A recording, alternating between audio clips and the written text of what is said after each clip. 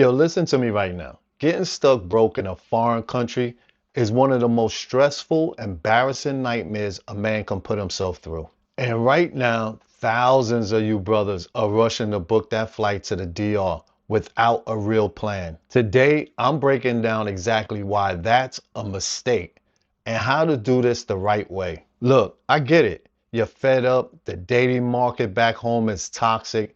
The culture is exhausting. The economy's got you working twice as hard for half the peace of mind. So you see the beaches, you see the women, you see the guys online living their best life in Sosua and Punta Cana, and you think, that's it, I'm out. But here's the difference nobody's talking about. There is a massive gap between visiting somewhere for 2, 3 weeks on vacation money and actually building an infrastructure to live here long term. Those are two completely different games. Here's something you need to understand deep in your bones. Local women here do not understand your budget. To a lot of them, you're American, which in their mind means your dollars are basically unlimited. That's not malicious, that's just the perception. And it's on you to manage that reality, not her. Now stack that on top of the constant micro expenses of daily life.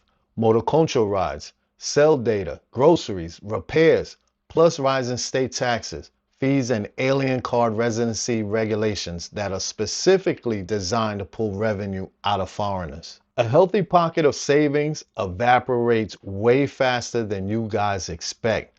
I've watched it happen more times than I can count. And if you think this doesn't apply to you, stick around, because the next part is the exact reason guys end up sleeping on a friend's couch in a country that isn't even theirs. In the United States, you've got a net. Things go bad, you can always pick up a job, grind, rebuild. That safety net is baked into the system you grew up in. In a foreign country, that net is gone. There's no unemployment check with your name on it, no easy job market waiting for you. If you don't have a reliable relocation, independent income, digital real estate, passive investments, a pension, social security, or a remote business you can touch cash from every single day, you are one bad month away from becoming a burden on the local expat community. And that community remembers who shows up prepared and who shows up a problem. Now, if part of the reason you're rushing is a woman, I need you to slow all the way down.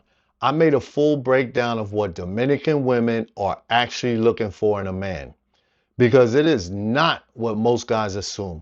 Go watch that video right after this one so you're not walking in blind. And because relationships out here can go two very different directions, some become real marriages and beautiful lives, others turn into a hard, expensive lesson. I also broke that down in detail here. These women, this island, none of it is going anywhere. There is zero reason to gamble your whole financial future to rush a timeline that doesn't need to be rushed. So here's your real move.